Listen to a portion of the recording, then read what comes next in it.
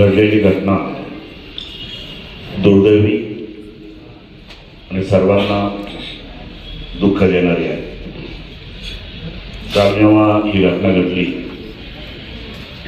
त्यावेळेस यवतमाळचे काही पत्रकार आमचे होते, जसं आपण इथं मनसरला फिरला असतो, तर त्यापैकीच एकाचा जेव्हा टी व्हीवर किंवा असं ऐक्यू मिळालं तेव्हा विचारलं काय प्रकारे, म्हटले घटना सत्य आहे एवढंच समजलं.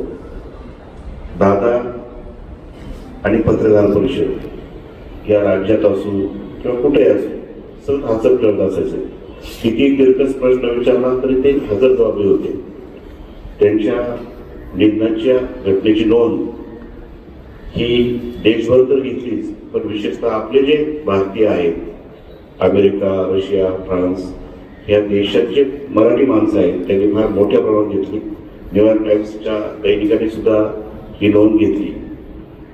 मी नेहमी सांगत असतो, जगात सगळे शोध लागले, माणूस चंद्रावर गेला, मंगळावर गेला, अजून एखाद्या ग्रहावर जाईल, पण कोणाचा श्वास कधी आणि कुठे थांबेल हे मात्र आजही त्याचा शोध लावला, उद्याही लागला नाही.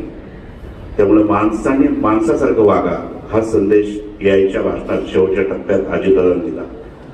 त्यांचं कधी बोलताना ते बोलायचे, पण नंतर त्यांच्याकडं गेल्यानंतर प्रत्येक माणसाचं ते काम पाहत होते, काम करत होते, तो ह्या पक्षाचा आहे, तेव्हा काल आपल्या विरोधात होता, हे कधीच त्यांनी केलं नाही. हे त्यांचं वेगळेपण प्रामुख्याने जाणवतं. मला त्यांचे असे 2 पुरस्कार मिळाले.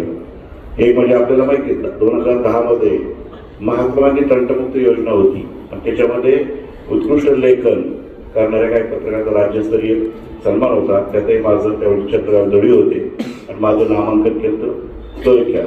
म्हणजे जन्मशताब्दी सोहळा मांडगे बडवळला होता आणि त्या ठिकाणी त्यांनी जे स्मरणिका काढली होती त्यातही माझं योगदान होतं. त्यावेळेस त्यांनी सन्मान केला होता आणि अतिशय हर उन्नरी कामाचा माणूस गेला. आपल्या आंबेडकरांचं दर्शन 3 डिसेंबरला मनसर नगरपंचायत निवडणुकीला आले होते, त्यावेळेस शेवटचं दर्शन झालं. पुन्हा दादा आपल्याला दिसणार नाही हे शल्य आपणा सर्वांना आहे. त्यांनी जे शेवटच्या टप्प्यात संदेश दिला त्याचं पालन आपण सर्व राजकीय क्षेत्रातील मान्यवर करतील अशी मी अपेक्षा व्यक्त करून आमच्या सर्व आंबेगाव तालुक्यातील इलेक्ट्रॉनिक असेल, सोशल किंवा प्रिंट मीडियाच्या सर्व पत्रकार मित्रांच्या वतीने अजितदादांना भावपूर्ण श्रद्धांजली व्यक्त करून थांबतो. धन्यवाद.